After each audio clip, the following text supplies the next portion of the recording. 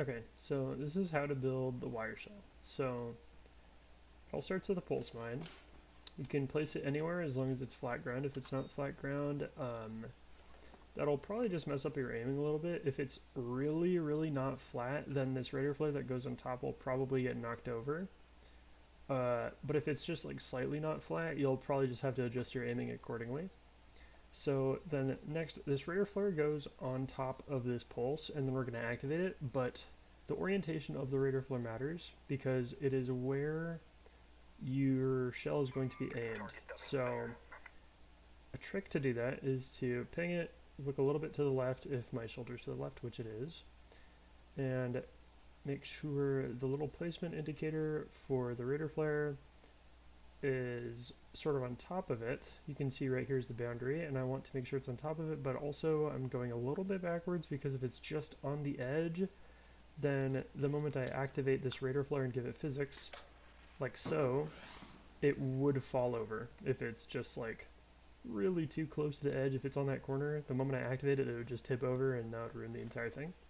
But that right there is perfect, and you can tell it's pretty much aimed. It's not going to hit that target dummy because I'm probably going to send it over it at around its 55-meter range, but it'll go in that direction for sure.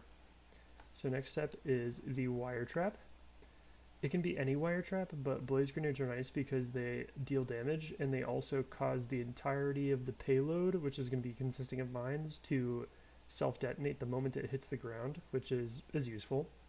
Because otherwise you'd have to have like trigger nades, or you'd have to rely on the fact that you're hitting like pinpoint accuracy to have the mines detonate on radar interaction. The height of the radar flare, the height of the blaze grenade does matter. Right here, where the top of the blaze grenade is kind of aligned with those white straps or white stripes that you see on the orange panels of the radar flare, that is just about the lowest it will go. It'll pretty much be like kind of flush with the ground. It'll just be a really, really shallow angle, and you can go up as high as like pretty much as high as it'll go, and it'll be at a really steep angle. It'll be like pretty much straight up in the air. So we're gonna do something in the middle. Yeah, right about there is pretty good for us.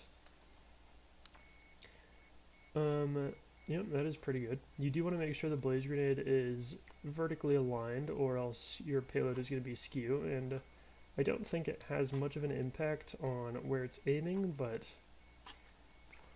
it's definitely not pretty.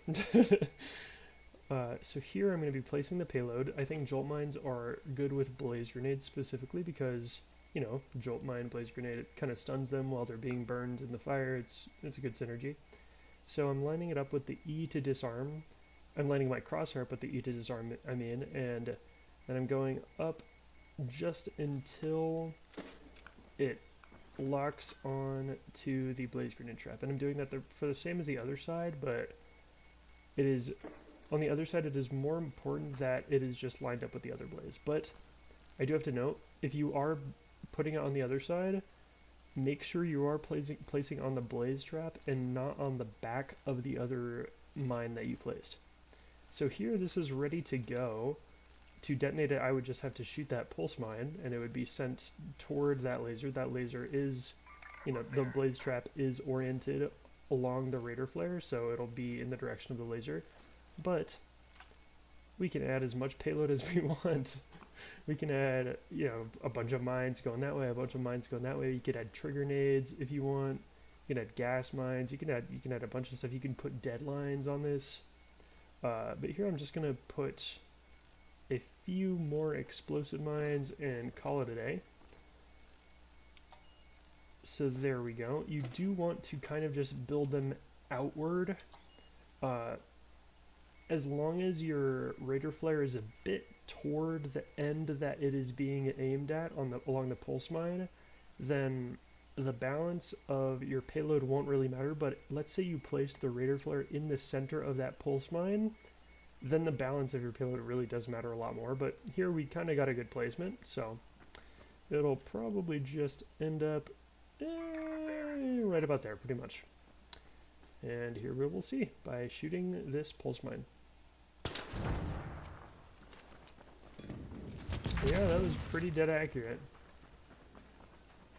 And you can see that'd be pretty lethal between the 80 damage of the two mines, and then, you know, if they were standing right here, I guess maybe behind this truck or something, they would have been burnt and then jolt mined. That would have been maybe about like a bit less than half of their HP. So you know, it's pretty destructive. Okay, yeah, that's to be expected.